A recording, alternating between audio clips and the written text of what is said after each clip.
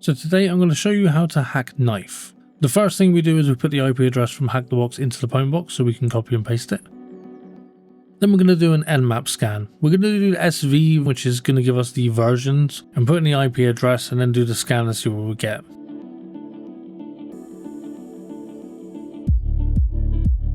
So the results on this one, we've got port 22 SSH, open SSH, and we have port 80 for HTTP. So we're going to check on Firefox and put in the IP address to see what we find. And what we find is a blank site with no links that are clickable. So the first thing I'm going to do, rather than using FUF or GoBuster, is I'm just going to check the basics like index.php, index, to see if we've got a standard website or a PHP run website. When the website itself continues like this, then we know it's running PHP. So the next step will be run curl and then do a scan of the website to find out exactly what it's running, looking at the headers and footers to find out what information it has.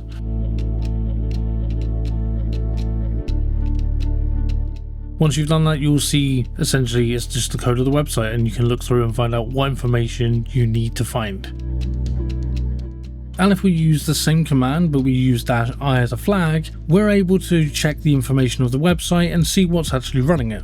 As you can see, the HTTP version, the server, and x powered by, which tells us the version of PHP. So as we're doing pen testing, the first thing we're going to do is we're going to search for PHP / 8.1.0-dev to see what we can find on the internet.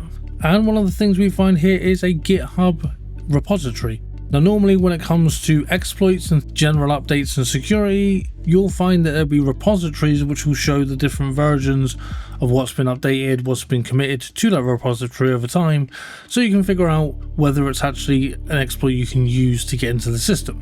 Looking at the repository, it shows there is a reverse shell. It also shows that you need the attacker's listener IP and attacker's listening port, so that means I'm going to have to run netcat in order to listen on the port and then connect using my IP address. And the IP address is going to be written into the code that we input into the terminal. And now netcat is listening on the ports. I put in the code. I'm not going to show you all of the typing and everything because it takes a little bit of time, but after a little bit of trial and error, I realized that I had made a mistake and I hadn't actually downloaded the code onto my system. The Python 3 part of the code is you running essentially a script, and you need that script on your system to run it, and I blanked that completely. So ignore the text in that terminal at the bottom right side. As you can see, I download the code and the code will get saved right here. That now means that I can run the script in order to run that code and get it to work using the IP address that I have. I move it from downloads over into my home directory. It just makes it easier to have to not put in all / and stuff. And as you can see, I run the code and bang, I get into James at Knife. Once you're in the system, ls and ls-la will show you all of the directories and things within that system. Then all you got to do is try to find the flag. So the first thing I do is I go to the home directory by typing in cd home,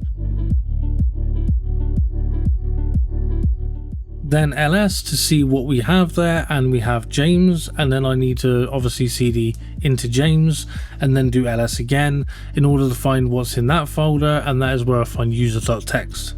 This is the first user flag, so we put that into the system on Hack the Box, and then we move on to the root flag next.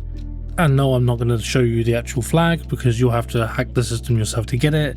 This is a kind of a walkthrough, but I'm not going to give you the answers. So there's a few things we try next. First, we try to go back to the home directory with cd and the tilde key, and we do ls to see where we are, and we're still in the home directory. Then we have to look at sudo and see if we actually have the ability to use the sudo command. As you see, it says user James may run the following commands on Knife, root, no password, and then user bin knife. This gives us a little bit of information that allows us to then figure out a way to bypass security so that we can get root privileges. And yes, I do go off and do a bit of googling and searching to find out what I actually have to do to get into the system. This is normal and par for the course on any kind of system that you're going to try to hack. I had a few issues with losing connection, so I reconnected and then typed in this. So when we did the sudo-l command, it showed us exactly where we had permissions to do stuff. So we just initiate essentially a command that executes a certain line of code from a certain folder. In this use case, this gives us root privileges, and this is not something that every system that you hack into is going to have. This is something that was left as kind of the only way to really escalate to root privileges. And then of course, once we've done that, we'll have a look and we'll find the root flag. We make sure that we are mounted back to root, and we do an ls search to see what we have access to, and we see root, so we do cat root.txt, and there's the flag. Which of course I'm not going to show you because that would be giving you the answer, and you need to do this yourself so you can learn and remember. Make sure you get down in the description and check out my affiliate link for Hack the Box, where you can sign up and get access to these machines. They have a lot of free machines, but they also have VIP machines like this one.